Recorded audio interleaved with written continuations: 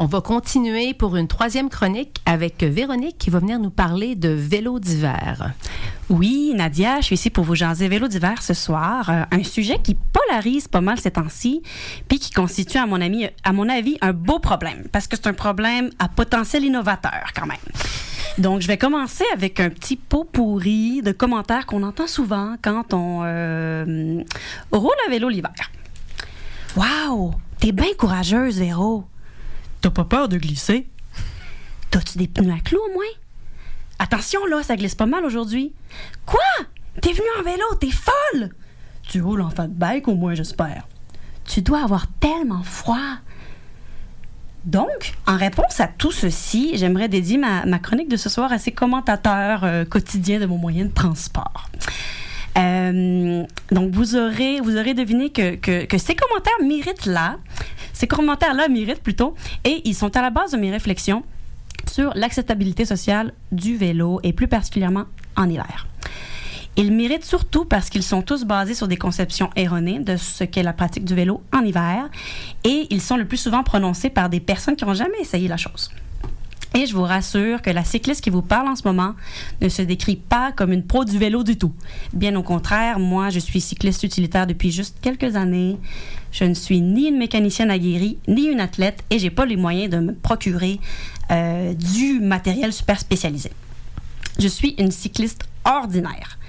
Une personne qui aime le grand air, qui aime économiser du temps, de l'argent, et qui aspire à du changement, à des cités plus humaines, moins polluantes. Donc, c'est pour ça que je pratique le vélo en hiver.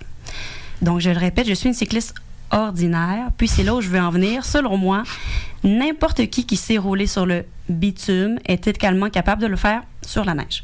C'est une question d'adapter sa conduite, comme n'importe quel automobiliste ou piéton québécois le fait déjà de manière instinctive. Alors, pourquoi est-ce que ça serait différent pour un cycliste? Est-ce que c'est vraiment nécessaire de rappeler à tous les sceptiques que sans les millions de dollars injectés dans le déneigement des rues, dans les machineries lourdes, dans l'épandage de sel, que les automobiles et les piétons ne seraient pas en mesure de circuler non plus? Donc, ce n'est pas du courage dont nous avons besoin, selon moi, pour se déplacer activement en hiver, mais plutôt d'infrastructures adaptées. Moi, je suis toujours amusée de faire essayer le vélo d'hiver à quelqu'un pour la première fois. Puis je vois que leurs appréhensions et préjugés s'envolent assez vite. Ou plutôt roulent assez vite au loin. Ils penseraient que ça glisserait plus, que ça serait plus difficile, puis qu'ils ne seraient pas capables. Ils pensaient que ça demandait du courage. Mais, je le répète, faire du vélo d'hiver n'est pas courageux. Arrêtez de me dire ça. Vous savez ce qui est réellement courageux, selon moi?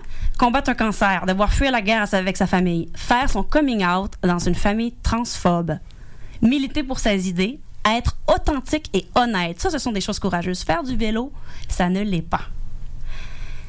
C'est de se rendre du point A au point B comme n'importe quel citoyen de la ville le fait, peu importe la saison. Moi, en tout cas, cette semaine, quand je regardais les propriétaires d'auto déneiger leur auto en s'élevant dans la neige, je trouvais qu'eux étaient pas mal plus courageux que moi. Donc, en me disant que je suis courageuse, en disant qu'on est courageux, les nordicyclistes, les gens nous mettent dans une catégorie à part à laquelle ils n'ont pas accès. Ça leur permet de ne pas se remettre en question et de dire que ce sont nous, les marginaux. Mais pourtant, on vit dans un pays nordique. Cette nordicité-là, elle fait notre identité, forge notre caractère également. Et au Québec, on peut dire que les activités, elles se poursuivent en hiver. La vie ne ralentit pas sa cadence et les nordicyclistes ne voient pas pourquoi ça serait différent pour les vélos. Faire du vélo d'hiver n'est pas courageux, pas plus que le patin, le ski alpin ou la luge. Pourtant, c'est des activités qui ne suscitent pas autant de réactions médusées, on va se le dire. Pourtant, elles comportent des risques également, non glisser, avoir froid, suer un peu. Mais ces autres sports d'hiver-là ne sont pas considérés d'une manière négative parce que ce sont des loisirs, des activités inoffensives, souvent à but lucratif, comme le ski alpin, par exemple. Alors là, on parle du vélo qui est à l'autre extrême de ce spectre de l'acceptabilité sociale en hiver, parce que c'est un mode de transport qui est encore dissident et qui n'est pas souvent un loisir, qui n'est pas nécessairement un loisir. C'est une confrontation directe à l'empire automobile, à l'empire de la ville émission de gaz à effet de serre, la ville capitaliste. Et surtout, c'est le fait qu'il soit visible. Donc, il n'impressionne pas seulement, mais il dérange par sa présence. Il suscite la grogne parce que la population automobiliste pensait jusqu'à maintenant s'en tirer juste avec quelques mois de cohabitation houleuse. Mais force est maintenant de constater que la tendance du cyclisme utilitaire hivernal est maintenant établie au Québec et dans plusieurs grandes villes d'Amérique du Nord. Donc, j'aimerais nous dire, à nous, cyclistes, écologistes et autres adeptes de la décroissance, que c'est à nous, de normaliser cette pratique, de lutter contre cette préconception du courage qui, au mieux, nous héroïse et qui, au pire, permettra de nous accuser de témérité si jamais l'irréversible nous arrive sur la route. Et, finalement, à eux, décideurs municipaux et d'autres niveaux gouvernementaux, de faire en sorte, avec de meilleures infrastructures, que la pratique du vélo l'hiver ne nécessite plus une once de courage, mais seulement une once de gros bon sens.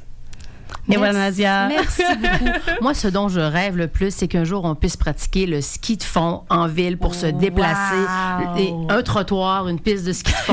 Ça, il me semble que ça ne demanderait vraiment aucun courage, que de la joie et du bonheur. Mais bon, on est très, très loin de là. Alors, on continue de prendre l'autobus et ça aussi, ça prend du courage certains matins. Ça ne demanderait pas un gros changement pour la ville, vu que les trottoirs sont déjà pas c'est déneigés. déjà juste à moitié déneigé. Il y aurait juste à passer un petit truc qui trace deux lignes et voilà, on saute sur nos skis et c'est réglé.